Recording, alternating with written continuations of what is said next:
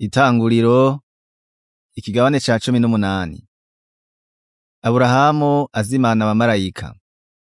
Uhoraho abonekera Aburahamu ari kuri vya biti vya Mamure vyitwa imyeroni, yari yicaye mu muryango w'ihema ryiwe mu ndugumba yo mu gihe c'amashoka, yunamuye amaso abona abagabo batatu bahagaze bamutumbereye, ababonye ava mu muryango w'ihema yirukanga kubasanganira, akubita inkoro hasi ati mutungwa, namba nogira amahirwe imbere yawe, ukemera ndakwinginze nturengane umusavyi wawe, nuko bazana utuzi mwoge ibirenge, muruhukire munsi y'igiti, nanje nzana utwo kurya, mwihembure, muheze mubone kugenda, ko mugendeye umusavyi wanyu.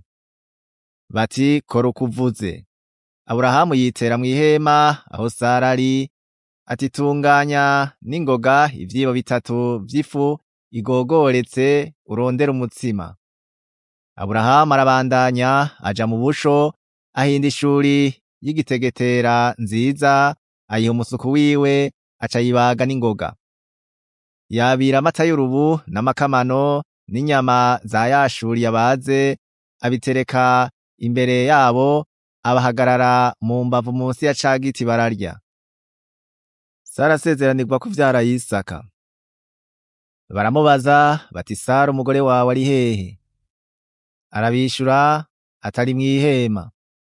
Aramubwira ati umwaka ugeze aho uyu ugeze, sinzobura kugaruka iwawe Sara umugore wawe yavyaye umuhungu. Sara avyumviririza mu muryango w'ihema ahahera inyuma yabo. Kandi Aburahamu na Sara bari bashaje, bageze mu zabukuru, kandi Sara yari yaraciye. Maze Sara atwengera mu mutima, ati ko maze gukecura noba nkigomba umugabo, kandi umwami wanje akaba ashaje. Uhoraho abaza Aburahamu ati niki gitumye Sara atwenga, akavuga ngo aho n'ivy'ukuri noba nkivyara umwana nkecuye? Mbega hari ikinanira Uhoraho?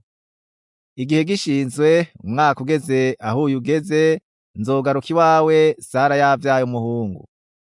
Maze Sara arahakana, ateka sintwenze kuko atinye. Aramubarira ati oya uratwenze. Aburahamu asabira Sodomu. Abo bagabo barahaguruka baragenda, batumbereye i Sodomu, Aburahamu abaja inyuma arabaherekeza.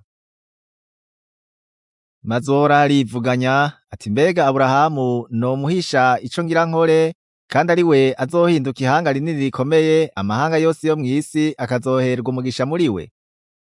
Kuko ari we nahisemwo kugira ngo aze yihanikirize abana biwe n'ab'inzu yiwe bazokwaruka hanyuma, ngo bakomeze inzira yanje, bakore ibiroranye n'ibigororotse, kugira ngo jewe Uhoraho nshitse kuri Aburahamu ivyo namuvuzeko. Maze Uhoraho aravuga ati induru ziri Sodomu n'i Gomora ko ari nyinshi, kandi ivyaha vyaho bikaba vyabaye ikirenga, ndamanutse ndabe yuko bakora ibihwanye rwose n'uko induru zaho zanshikiriye, kandi namba atariko biri ndabimenya. Abo bagabo barijura, bagenda batumbereye i Sodomu, ariko Aburahamu asigara ahagaze imbere y'Uhoraho. Maze Aburahamu aramwegera aramubaza ati mbega none worandurana abagororotsi n'abanyavyaha? Kumbure muri ico gisagara hobamwo abagororotsi 50, none wokirandura ntugitunge, kandi kirimwo abagororotsi 50? Icompa bikaba kure yawe gukora ikintu nk'ico, kwicana abagororotsi n'abanyavyaha, abagororotsi n'abanyavyaha bakaringanira, icompa bikaba kure yawe. None umucamanza w'isi yose ntiyokora ibigororotse? Uhoraho aramwishura ati ninabona abagororotsi 50 muri ico gisagara c'i Sodomu, nzotunga aho hantu hose kubwabo. Aburahamu arongera aramubwira ati ingene mpangaye gusiguza umwami wanje, naho ndi umukungugu n'umunyota gusa, kumbure mu bagororotsi 50 hazoburamwo 5, none worandura igisagara cose kuko habuze 5? Aramwishura ati sinzokirandura mbonyeyo 45.